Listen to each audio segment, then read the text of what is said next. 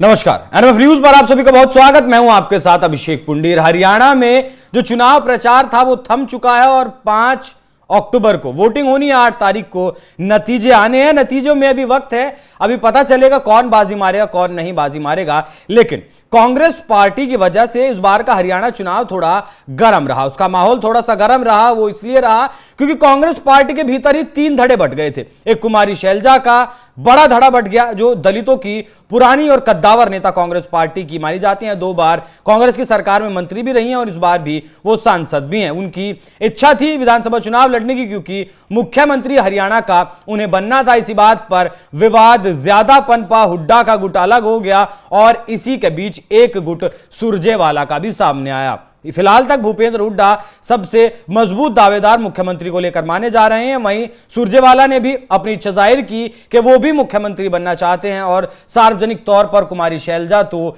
ये इच्छा जाहिर कर ही चुकी हैं। इसी को लेकर एक खबर सामने आई। खबर ये थी कि कुमारी शैलजा ने सोनिया गांधी से दिल्ली में आकर मुलाकात की। मुलाकात के बाद कुमारी शैलजा ने मीडिया से कोई बातचीत नहीं की और वो ऐसे ही वहां से वापस लौट गई। तो इस मुलाकात के पीछे कई कहानियां बुनी जा रही हैं। पहली कहानी तो ये है कि प्रियंका गांधी भी इस चुनाव प्रचार के आखिरी दौर में 2-3 दिन पहले हरियाणा में एक्टिव हुई। राहुल गांधी भी एक्टिव हुए और प्रियंका गांधी की तरफ से कोई रिपोर्ट सोनिया गांधी को जाकर सौंपी गई। उसके बाद कुमारी शैलजा को दिल्ली बुलाया गया और दिल्ली में उनसे मुलाकात की गई। इस मुलाकात के बाद क्या हरियाणा का जो गणित है वो बदलने वाला है, क्योंकि कुमारी शैलजा दलितों की एक बड़ी नेता हैं और अभी दलितों के एक और नेता एक दिन पहले बीजेपी छोड़कर वापस से कांग्रेस पार्टी में आ गए हैं। कांग्रेस से ही इन्होंने बीजेपी का हाथ थामा था, लेकिन अब एक बार फिर से ये वापस आ गए हैं हरियाणा में। अशोक तंवर इनका नाम है। अगर हरियाणा में कांग्रेस सरकार बनाने में कामयाब रहती है तो निश्चित तौर से मुख्यमंत्री के चेहरे को लेकर लड़ाई देखने को मिल सकती है। लेकिन जो मतदान से बिल्कुल पहले सोनिया गांधी से कुमारी शैलजा की मुलाकात हुई है हरियाणा में, अब उसके तमाम मायने निकाले जा रहे हैं। पहले एक मायना इसका, दूसरा मायना यह भी है कि क्या कुमारी शैलजा ने अपनी सीट पक्की कर दी है सोनिया गांधी से मुलाकात करने के बाद, क्योंकि हुड्डा को राहुल गांधी का करीबी माना जाता है और कुमारी शैलजा को सोनिया गांधी का करीबी नेता माना जाता है।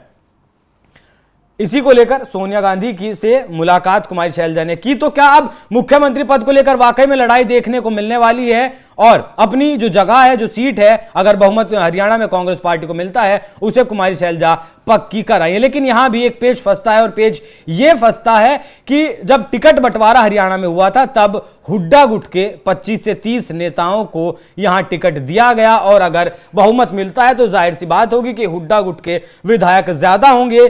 किलेबंदी होगी, बाड़ेबंदी विधायकों की जाएगी। अपना शक्ति प्रदर्शन हर एक नेता करके दिखाएगा, उसके बाद दिल्ली आलाकमान तय करेगा। हालांकि ये पहली बार भी नहीं है। इससे पहले छत्तीसगढ़ में भी मुख्यमंत्री पद को लेकर कांग्रेस पार्टी के बीच गहमा गहमी देखने को मिली थी। उसके बाद कर्नाटक में डीके शिव कुमार और सिद्धरमैया के बीच भी लंबी खींचतान के बाद सिद्धरमैया को मुख्यमंत्री बनाया गया था। अब हरियाणा में भी वही काम चल रहा है। मतलब कुछ तो बहुत कम राज्यों में सरकार है कांग्रेस पार्टी की, सिर्फ 3 राज्यों में सरकार है।